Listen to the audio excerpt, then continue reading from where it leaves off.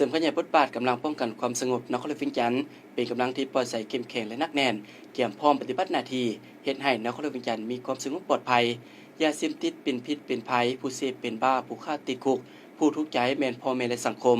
สวัสดีท่านผู้ชมที่เคารพขอต้อนรับท่านเข้าสู่รายการป้องกันความสงบนครหลวงจันทน์ที่จะนำเสนอผลงานการปฏิบัติหน้าที่เวียกงานวิศวเฉพาะของทุกเหล่าหบทั่วกำลังป้องกันความสงบนครหลวงจันทน์ในการแก้ไขปัญหาปรากฏการณ์หยุดท่อภายในนครหลวงจันทน์ให้ท่านได้รับชมห้อยโทเพชรกาลินปันติสุขรับหน้าที่ดำเนินรายการ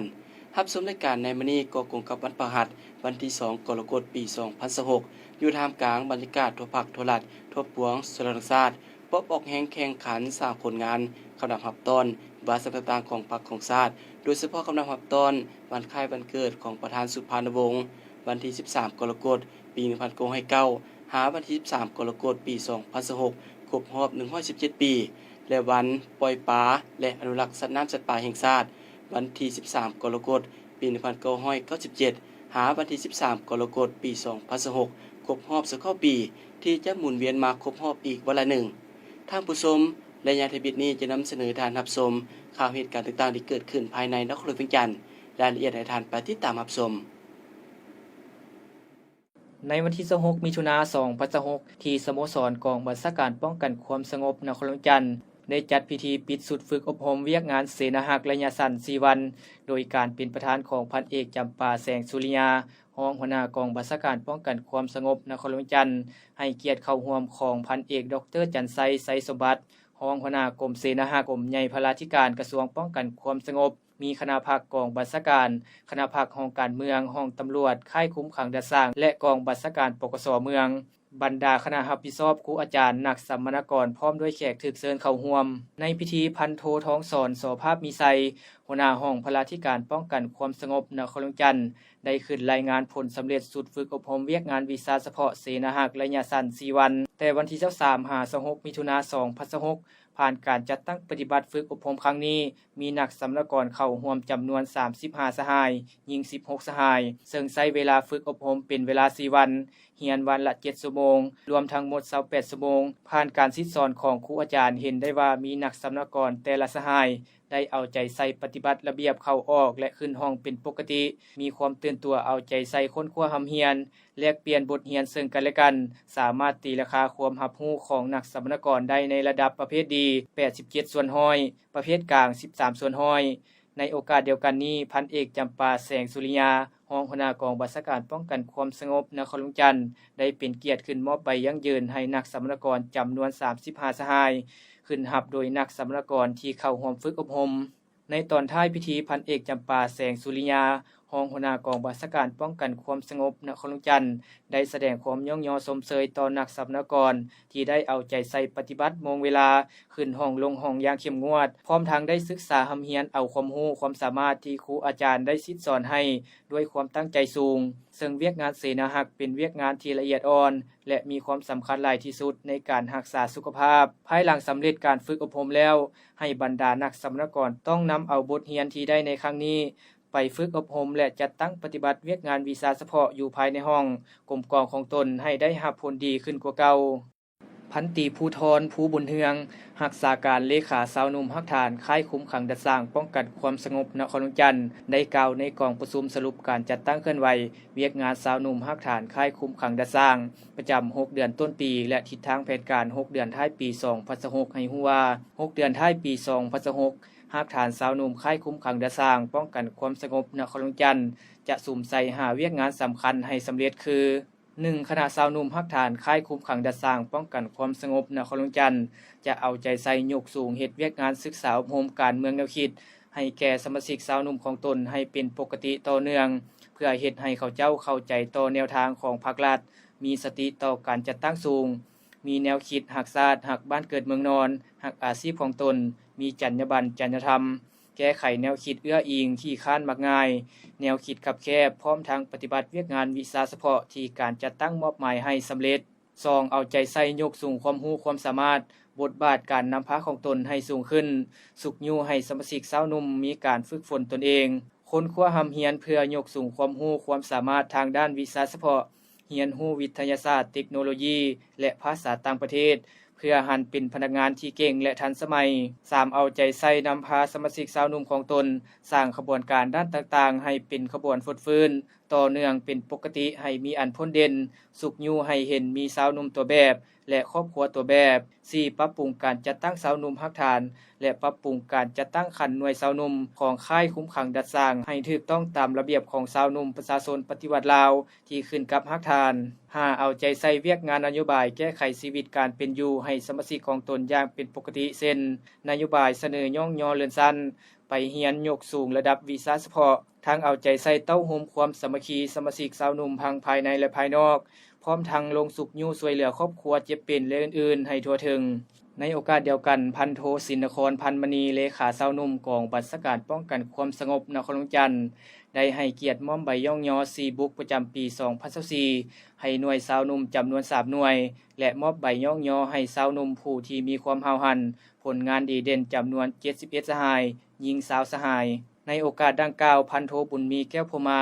หัวหน้าค่ายคุ้มขังดัดสร้างป้องกันความสงบนครหลวงจันทน์ได้แสดงความย่องยอสมเสยต่อผลงานที่ญาติมาได้พร้อมทางกล่าวเน้นให้คณะบริหารงานสาวหนุ่มฮักฐานค่ายคุ้มขังดัดสร้างป้องกันความสงบนครหลวงจันทน์ให้สืบต่อศึกษาอบรมการเมืองแนวคิดให้สมาชิกสาวหนุ่มมีแนวคิดอุ่นเอียงทุนเทียงปฏิบัติระเบียบวินัยของสาวหนุ่มอย่างเข้มงวดเชื่อมั่นต่อการนำพาของพรรคพร้อมทั้งยกสูงระดับการศึกษาซอกฮู้ความเฮียนทางด้านเทคโนโลยีเข้าในเวียกงานวีซ่าเฉพาะมีความสามัคคีหักแพงช่วยเหลือซึ่งกันและกันสืบต่อสร้างขบวนการต่างๆให้เป็นขบวนฟดฟื้นและเป็นเจ้าการในการแก้ไขปรากฏการณ์ย่อท่อต่างๆเพื่อเฮ็ดให้สังคมมีความสงบมีความเป็นระเบียบเรียบร้อยเป็นเก่าๆกองประชุมดังกล่าวจัดขึ้นในวันที่26มิถุนายน2026ที่สโมสรค่ายคุ้มขังดัดสร้างป้องกันความสงบนครหลวงจันทน์โดยการเป็นประธานของพันตรีภูธรภูบุญเฮืองรักษาการเลขาสาวหนุ่มฮักฐานค่ายคุ้มขังดัดสร้างป้องกันความสงบนครหลวงจันทน์ให้เกียรติเข้าร่วมของพันโทสินนครพันมณีเลขาสาวหนุ่มกองบัญชาการป้องกันความสงบนครหลวงจันทน์มีพันโทบุญมีแก้วพรหมาหัวหน้าค่ายคุ้มขังดัดสร้างป้องกันความสงบนครหลวงจันทน์มีคณะหน่วยสาวหนุ่มแม่หญิงพร้อมด้วยสมาชิกสาวหนุ่มค่ายคุ้มขังดัดสร้างป้องกันความสงบนครหลวงจันทน์69สหายหญิงสาวสหายเข้าร่วมรับฟังกองบัญชาการปกส.เมืองจันทบุรีนครหลวงวิงจันทน์ได้จัดพิธีปาฐกถามูลเสื้อวันสำคัญของพรรคของชาติคือวันกรรมกรสากลครบรอบ140 ปี1พฤษภาคม1886หา1พฤษภาคม2026วันพาวงปิดล้อมของกองพันที่2วีรชนที่ทงไฮหินเสียงขวางครบรอบ67 ปี18พฤษภาคม1959หา18พฤษภาคม2026วิรกรรมตนคุกอย่างมหัศจรรย์ของบรรดาผู้นำของพรรคครบรอบ66 ปี24พฤษภาคม1960หา24พฤษภาคม2026โดยให้เกียรติเป็นประธานและปาฐกถาของพันโทแสงทองศรีหาวงศ์ดีห้องหัวหน้ากองบัญชาการปกส.เมืองจันทบุรีมีบรรดาหัวหน้าห้องแผนกปกส.กลุ่มสน1191ตลอดฮอดพนักงานหลักแรงนายและพลตำรวจจำนวน85สหายหญิง14สหายเข้าร่วมในพิธีพันโทแสงทองศรีหาวงศ์ดีห้องหัวหน้ากองบัญชาการปกส.เมืองจันทบุรีได้กล่าวว่าวันกรรมกรแมนวันประวัติศาสตร์แห่งการต่อสู้ของชาวกรรมกรผู้ออกแห่งงานที่มีความเด็ดเดี่ยวต้านความบ่ยุติธรรมของพวกนายทุนย้อนเวลานั้นชาวกรรมกรถูกกดขี่ขูดหีดอย่างหนักหน่วงจากพวกนายทุนในยุคปฏิวัติอุตสาหกรรมซึ่งบังคับให้กรรมกรเฮ็ดเวียกหนักถึง 14-15 ชั่วโมงต่อมื้อแต่ได้รับค่าแรงงานต่ำและบ่มีสวัสดิการจึงเฮ็ดให้เกิดมีขบวนการลุกฮือขึ้นต่อสู้โดยมีกรรมกรกว่า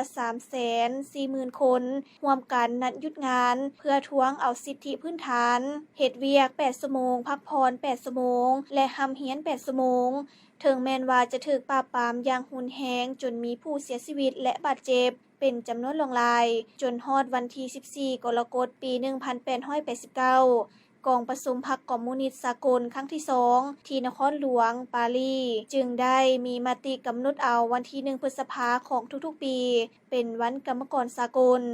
ส่วนวันพาวงปิดล้อมของกองพันที่2 วีรชนที่ธงไหหินเสียงควงและวิรกรรมตนคุกอย่างมหัศจรรย์ของบรรดาผู้นำของพรรคพันโทแสงทองสีหาวงศ์ดี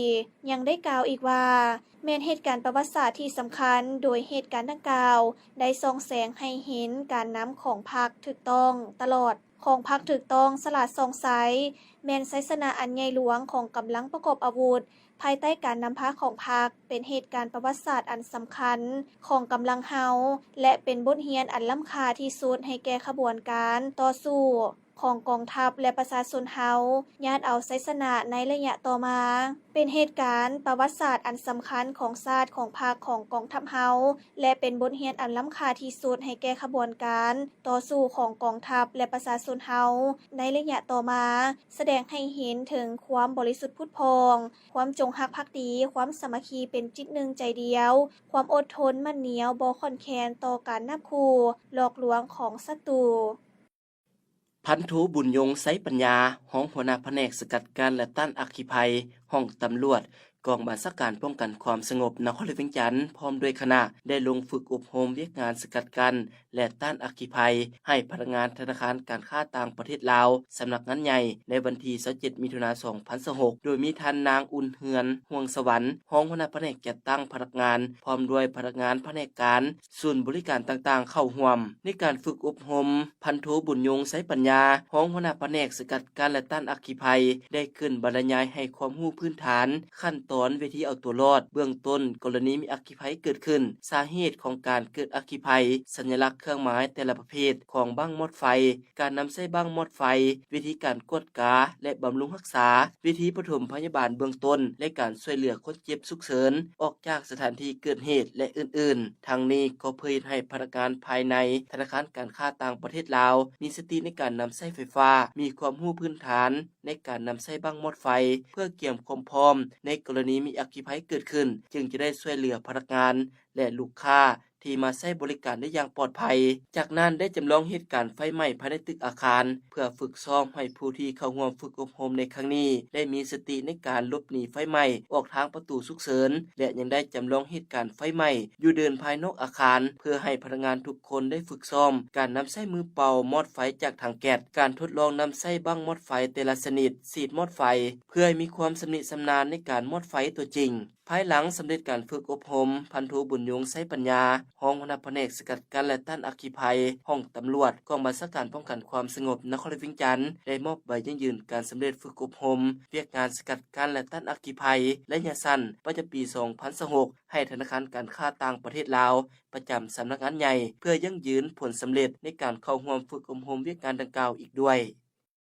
กองบัญชาการป้องกันความสงบนครหลวงจันทร์ได้สร้างขบวนการออกแห่งงานรวมอยู่อ้อมข้างตึกกองบัญชาการป้องกันความสงบนครหลวงจันทร์เพื่อเป็นการสร้างขบวนการต้อนรับวันสำคัญของพรรคของชาติเป็นต้นแม่นชมเชยวันสากลต้านยาเสพติดครบรอบ39ปี26มิถุนายน1987 26มิถุนายน2026และคำนับรับตอนวันคล้ายวันเกิดประธานสุภานุวงศ์ครบรอบ117ปีวันที่13กรกฎาคม1909 53กรกฎาคม2026โดยการนำพาของพันโทนางเวียงสวรรค์จันทร์สมรประธานสหพันธ์แม่หญิงป้องกันความสงบนครหลวงจันทร์มีคณะสหพันธ์แม่หญิงบรรดาคณะบริหารงานสาวหนุ่มสมาชิกสาวหนุ่มแม่หญิงป้องกันความสงบนครหลวงจันทร์เข้าร่วมอย่างพร้อมเพรียงการออกแห่งงานรวมในครั้งนี้สมาชิกสาวหนุ่มแม่หญิงกองบัญชาการป้องกันความสงบนครหลวงจันทร์ได้พร้อมกันอนามัยบริเวณด้านหน้าและอ้อมรอบกองบัญชาการหน้าเวียกต้นต่อแม่นเก็บเมียนขี้เหงื่อสิ่งเศษเหลือส่วนดินตามขอบทางอนามัยห้องการสโมสรต่างๆทางนี้ก็เพื่อเฮ็ดให้สถานที่ทั่วกองบัญชาการป้องกันความสงบนครหลวงจันทร์มีความสะอาดจบงามเพื่อเป็นการคำนับชมเชยวันสากลต้านยาเสพติดครบรอบ39ปีและคำนับรับตอนวันคล้ายวันเกิดประธานสุภานุวงศ์ครบรอบ117ปี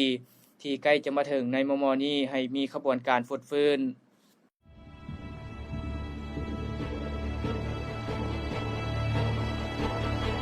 เจ้าหน้าที่หน่วยงานคุ้มครองคนต่างประเทศและท่องเที่ยวแผนกสันติบาลกองบัญชาการปกสเมืองนาสิทองได้สมทบกับแผนกตำรวจปกสคุมนาคาและองค์การปกครองบ้านแสนดินได้ลงกวดกาและแก้ไขกลุ่มแก๊งสแกมเมอร์อยู่รีสอร์ทแห่งหนึ่งพบเห็นรวมมี21ห้องตั้งอยู่บ้านแสนดินเมืองนาสิทองนครหลวงจันทร์ในวันที่24มิถุนายน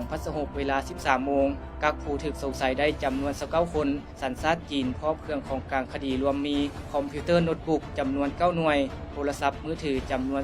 399หน่วยหม้อเก็บไฟฟ้าจำนวน2หน่วยเงินกีบจำนวน900,000กีบเงินดอลลาร์จำนวน31ดอลลาร์เงินฮ่องกงดอลลาร์จำนวน80ฮ่องกงดอลลาร์เงินเหรียวจำนวน 3,100 เหรียวสายแขนสีดำ2เส้นและสายแขนสีเหลือง1เส้นสายคอสีดำ2เส้นแหวนสีเหลืองคล้ายคือคำ1วงสายคอคือคำพร้อมด้วยจี้1เส้นและเครื่องอุปกรณ์ต่างๆจำนวนหนึ่งปัจจุบันเจ้าหน้าที่กองบัญชาการปกสเมืองนาสิทองได้มอบตัวพวกเกี่ยวให้ห้องสันติบาลป้องกันความสงบนครหลวงจันทร์เพื่อสืบต่อดำเนินคดีสืบสวนสอบสวนขยายผลคดีให้มีความกระจ่างแจ้งครบถ้วนและภาวะวิสัยตามขั้นตอนของกฎหมาย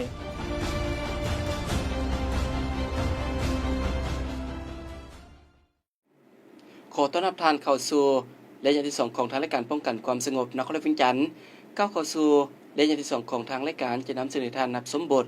ค่ายคุ้มขังดัดสร้างกองบัญชาการป้องกันความสงบนครหลวงจันทร์ซุ่มใส่ป้องกันเวรยามและศึกษาอบรมนักโทษเฮ็ดให้มีความเป็นระเบียบเรียบร้อยและมีความสงบโดยพื้นฐานรายละเอียดในทานไปติดตามรับชม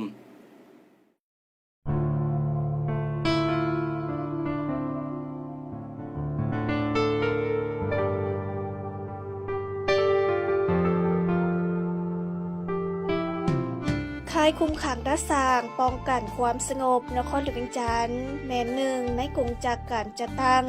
ของกองบัญชาการป้องกันความสงบนครหลวงจันทร์โดยแม่นรัฐมนตรีกระทรวงป้องกันความสงบเป็นผู้ตกลงแต่งตั้งมีภาระบทบาทเท่าเทียมกับบรรดาห้องวิชาเฉพาะกองที่ขึ้นกับกองบัญชาการป้องกันความสงบนครหลวงจันทร์ค่ายคุมขังดัดสร้างดังกล่าวตั้งอยู่บ้านนาไฮ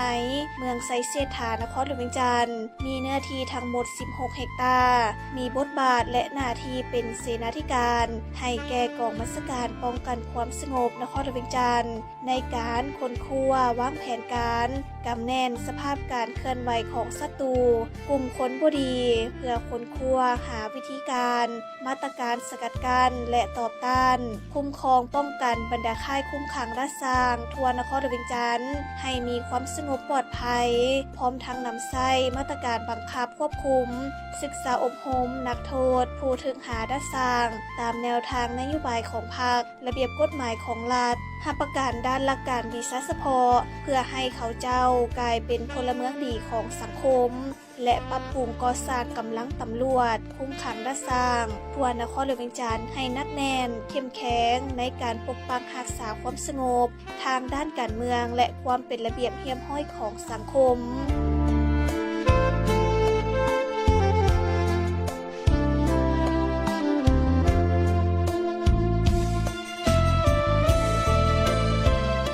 โทบุญมีแก้วพรหมาหัวหน้าค่ายคุมขังดัดสร้างป้องกันความสงบนครหลวงจันทร์ให้ฮู้ว่าในระยะผ่านมาคณะพักคณะบรรษาค่ายคุมขังดัดสร้างป้องกันความสงบนครหลวงจันทร์ได้เอาใจใส่ศึกษาอบรมการเมืองแนวคิดให้นายและพลตำรวจอยู่ภายในค่ายอย่างเป็นปกติและต่อเนื่องด้วยหลายรูปแบบหลายวิธีการโดยได้นำเอามาติคำสั่งระเบียบกฎหมายมูลเสื้ออันดีงามของพรรคของชาติมาจัดตั้งเสื่อมซึมให้นายและพลตำรวจได้15ครั้งมีผู้เข้าร่วม 1,000 กว่าคน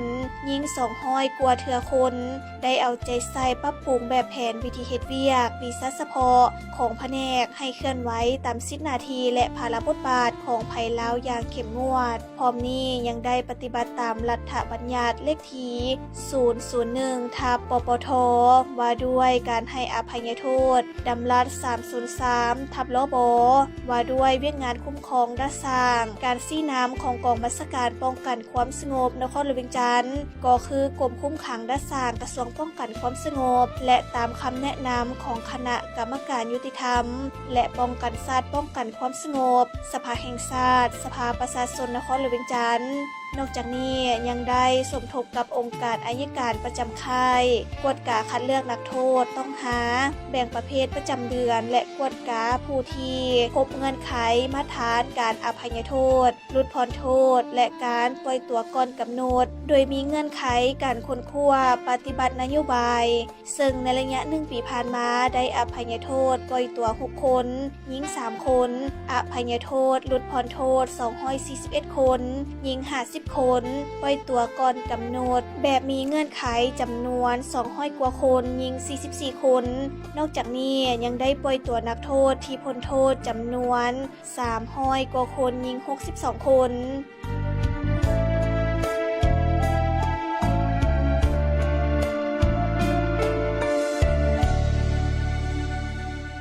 ตลอดระยะ1 ปีที่ผ่านมาทางคณะพรรคคณะค่ายของพวกเฮาได้ซุ่มใส่ในการเคลื่อนไหวเวียงงานวิสาเฉพาะคือดังนี้เวียงงานคุ้มครองและศึกษาอบรมผู้ถึงหานักโทษ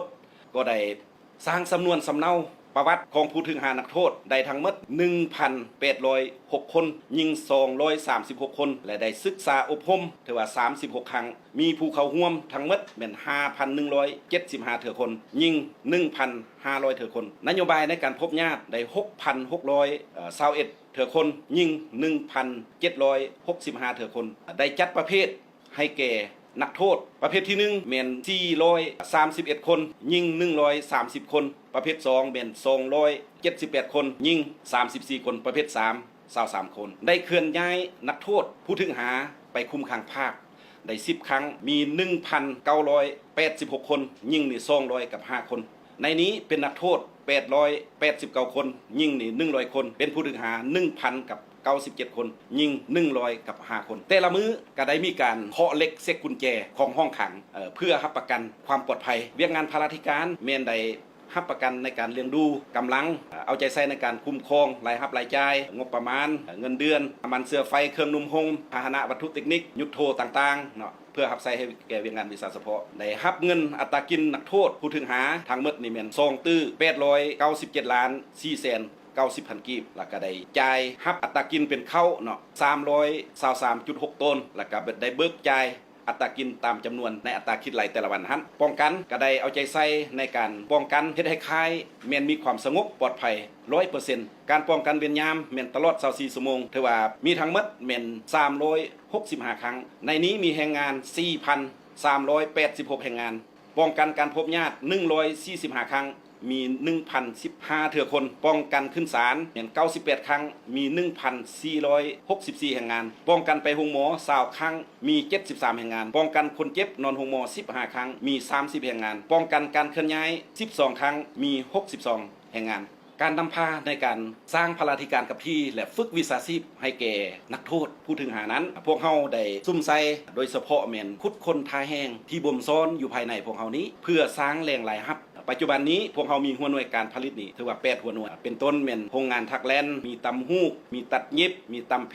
มีหอยลูกตุ้มมีเฟอร์นิเจอร์มีดินบล็อกมีน้ำดื่มการปลูกฝังเพื่อแก้ไขชีวิตการเป็นอยู่ถือว่าสามารถสร้างรายรับทั้งหมดได้ถือว่า1ตื้อ612ล้าน855,557 กีบพร้อมนี้ก็ได้แบ่งเป็นค่าแรงงานให้แก่นักโทษผู้ถึงหาที่เฮ็ดเวียกตัวจริงถือว่าจำนวนทั้งหมดแม่น957ล้าน449,000 กีบกระทอกให้ทางห้องพารา219ล้าน860,623 กีบแล้วก็เอาเข้าคลังของค่ายเนาะเพื่อบริหารบรรดานาเวียกต่างๆ329ล้าน790,000 กีบปัจจุบันพวกเฮาพร้อมสืบต่อขยายหัวหน่วยธุรกิจของพวกเฮานี้ถือว่าตื่มอยู่3หัวหน่วยตื่ม3หัวหน่วยในนี้มีทางตั้งโรงงาน IC โรงงานผลิตไซโคเนาะเป็นลูกตุ้มเป็นเครื่องประดับและก็กำลังฝึกการเฮ็ดโรงงานวิกผมลาเวียกงานรับประกันเกี่ยวกับสุขภาพให้แก่พนักงานนักรบตลอดฮอดนักโทษผู้ถึงหาผู้ดัดสร้างอันนี้พวกเฮาถือเป็นสำคัญในการเฮ็ดเวียกงานดังกล่าว1เวียกงานการพยาธินี้แม่นได้เอาใจใส่ในการรักษาอนามัยสะอาดตัวคล้ายลวงคลองน้ำทั้งหมดแม่น24 ครั้งมี123แห่งงานซักยากันไข้หวัดใหญ่ให้แก่พนักงานได้1ครั้งมี53สหายยิง8สหายซักยาวัคซีนกันพยาธิบาดทะยักแม่ยิงหันถือว่าอยู่ในวัยเจริญพันธุ์ให้แก่ผู้ถึงหานักโทษ ได้3ครั้งมี200คนส่วนการปิ่นปัวแม่นได้เอาใจใส่ในการปิ่นปัวผู้ถึงหานักโทษที่เจ็บเป็นถือว่าทั้งหมดได้667คนยิงนี่115คนนำส่งโรงหมอ5เมษายนจำนวน20คนยิงนี่8คนส่งโรงหมอตาลเปียวนี่2คนลาผ่านการจัดตั้งปฏิบัติเวียงงานดังกล่าวเห็นว่าสภาพการเจ็บเป็นของผู้ถึงหานักโทษและการเสียชีวิตของผู้ถึงหานักโทษถือว่าเห็นว่าลดลงเป็นตัวเลขที่น่าพึงพอใจขอขอบใจ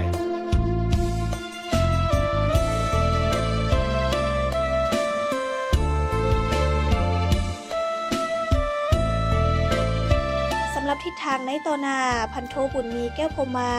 หัวหน้าค่ายคุมขังรักษาป้องกันความสงบนครหลวงเวียงจันทน์ให้ฮู้อีกว่าคณะพักคณะบัญชาค่ายคุมขังรักษาป้องกันความสงบนครหลวงเวียงจันทน์จะสืบต่อนำเอาบรรดาเอกสารแนวทางนโยบายของพรรคระเบียบกฎหมายมติคำสั่งต่างๆมาเผยแพร่ให้นายและพลตำรวจภายในค่ายให้เข้าใจอย่างลึกซึ้งและนำไปจัดตั้งปฏิบัติเข้าในหน้าที่เวียกงานและการดำรงชีวิตประจำวันให้นับมือดีขึ้นกว่าเก่าพร้อมนี้ก็จะสืบต่อคุ้มครองติดตามกฎกากำแน่นสภาพพนักงานของตนเอาใจใส่ส่งเสริมปฏิบัตินโยบายต่อผู้ที่ประพฤติดีมีวินัยมีความห้าวหันและมีความรับผิดชอบต่อเวียกงานเอาใจใส่ศึกษาอบรมก่อสร้างผู้ที่บ่ทันเคลื่อนไหวแข็งแรงทอมูให้ดีขึ้นและปฏิบัติมาตรการที่เด็ดขาดเข้มงวดต่อผู้ที่เคยได้ศึกษาอบรมแต่บ่เปลี่ยนแปลงยังสืบต่อประพฤติละเมิดระเบียบกฎหมายจะเอาใจใส่นำพาซี่นำถูกเหล่าวิสาสะเพาะของค่ายคุ้มขังรักษาให้ตั้งหน้าเคลื่อนไหวเวียกงานวิสาสะเพาะภัยลาวอย่างแข็งแรงหาประกันได้ในการบริการประชาชนที่มาพัวพันเวียกงานให้ดีกว่าเก่าสุ่มใส่คุ้มครองและศึกษาอบรมนักโทษผู้ถึงหาผู้ดัดสร้างเอาใจใส่ป้องกันเวรยามอย่างเข้มงวดและจะเพิ่มป้อมยาม2ป้อมเติมเอาใจใส่กำแน่นสภาพหอบด้านทั้งในนอกบริเวณค่ายรับประกันการเป็นอยู่ของพนักงานนักโทษนักโทษผู้ถึงหาดัดสร้างให้ดีขึ้นสุ่มใส่เฮ็ดเวียกงานป้องกันพยาธิและการปิ่นปัวคนเจ็บให้ได้ดีขึ้นแนะใส่เฮ็ดให้ค่ายคุมขังดัดสร้างป้องกันความสงบนครหลวงเวียงจันทน์รับประกันได้ทางด้านวิสาสะเพาะและมีความสงบปลอดภัยดีขึ้นเรื่อยๆ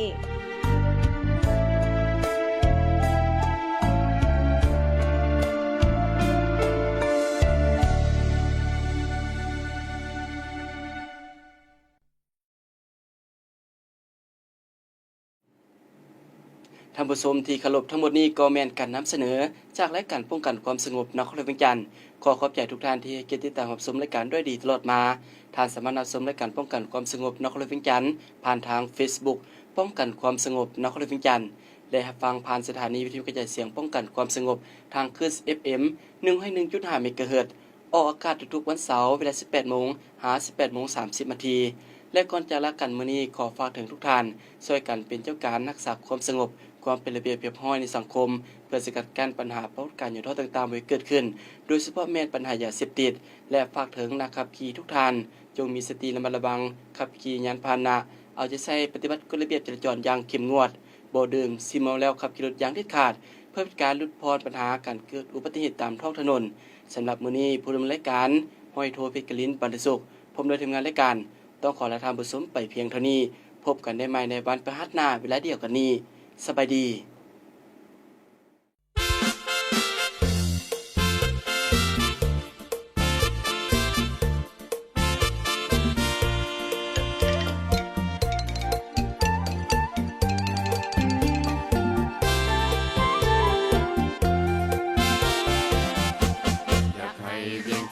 กลายเป็นสวรรค์เมืองคนอยากจะหลุดพ้นจากความด้อยพัฒนาขอเชิญชวนเสาเวียงพร้อมเพียงแห่งหน้าลุกขึ้นมาพัฒนาเวียงจันทน์อยากให้เวียงจันทน์มีความสงบสุขเสาเวียงพ้นทุกข์ยิ้มนำสำราญสามัคคีสมัครสมาน